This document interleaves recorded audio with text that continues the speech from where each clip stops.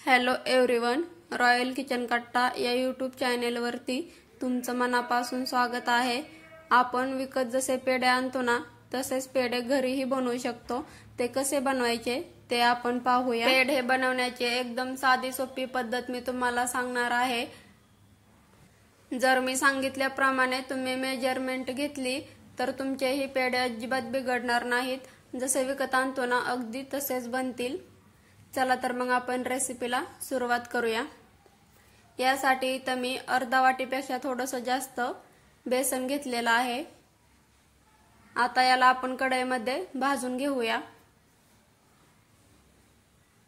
तसेच आपल्याला आपण जेवढं बेसन घेतलेलं आहे तेवढाच इथं मैदा घ्यायचा आहे। आणि आता आपल्याला हे दोन्ही पण मिक्स करून भाजून घ्यायचं आहे।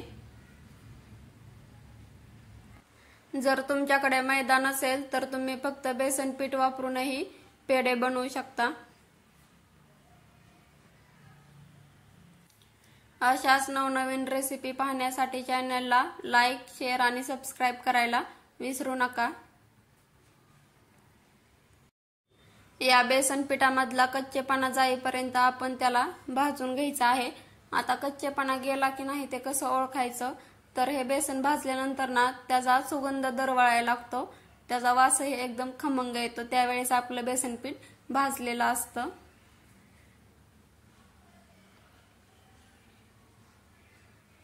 लो टू मीडियम फ्लेम वरती आपण याला भाजून घ्यायचं आहे।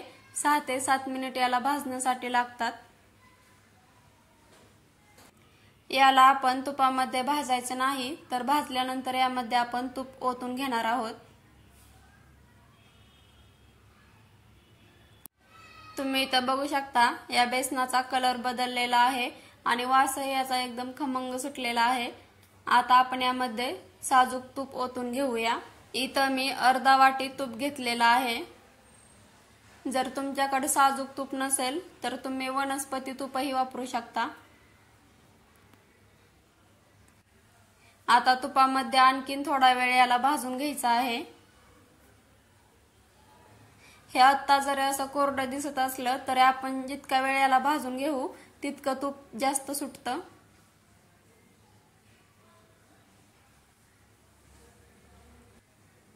गॅसची फ्लेम ही अजिबात आपल्याला हाय करायची नाही। लो टू मीडियम फ्लेम वरती आपण याला भाजून घ्यायचं आहे, नाहीतर त्याचा लगेचच करपट वास येतो।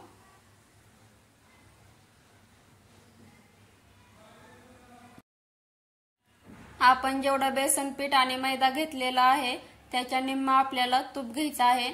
तुम्ही जर 1 वाटी बेसन पीठ घेतलं तर अर्धा वाटी तूप घ्यायचं आहे।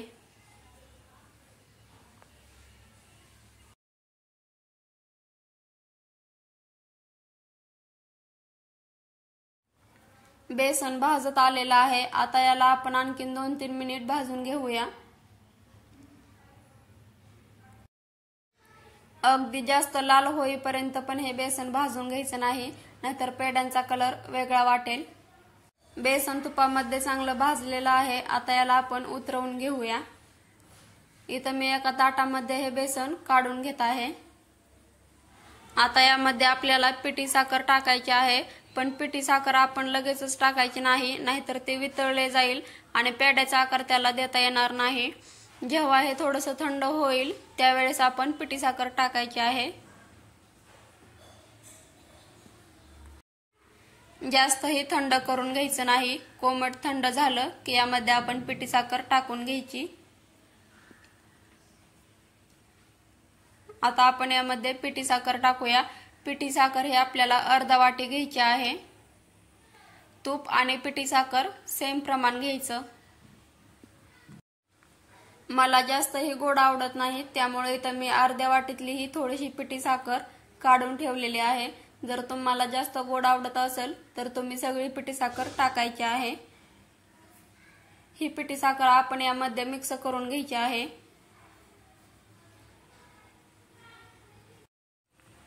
यामध्ये पिठी साखर हे मिक्स झालेले आहे। आता आपण याचे पेढे बनवायला घेऊया।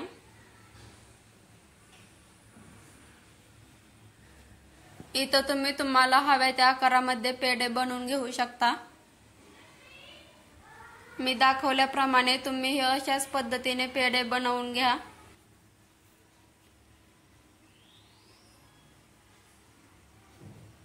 तुम्ही इथं बघू शकता, याला मी पेढ्याचा आकार देऊन घेतलेला आहे, एकदम मस्त। आता बाकीचेही पेढे आपण याच पद्धतीने तयार करून घ्यायचे आहेत। तुम्हाला मी आणखीन एक पेढा तयार करून दाखवते। आपण जसा लाडू तयार करतो ना, अगदी तसंच करायचं। गोल तयार करून घ्यायचा आणि वरून थोडंसं प्रेस करायचं, म्हणजे एकदम पेढ्याचा आकार वाटतो। तुम्ही इथं बघू शकता, मी सगळे पेढे तयार करून घेतलेले आहेत। आपण जे स्वीट होम मधून पेढे आणतो ना, अगदी तसेच बनलेले आहेत आणि टेस्टही एकदम तशीच येत आहे। त्यामुळे तुम्ही घरी नक्की करून बघा। पेढे बनवण्याची माझी ही पद्धत तुम्हाला कशी वाटली ते कमेंट मध्ये नक्की सांगा। तुम्ही ही घरी नक्की बनवा।